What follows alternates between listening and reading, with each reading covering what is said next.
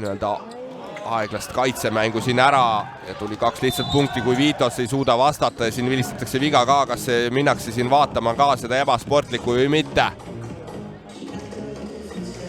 Ja siin kohtunikud tulevad korra kokku.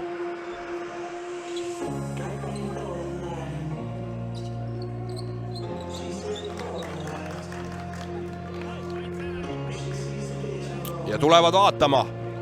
Nii et kohe on näha.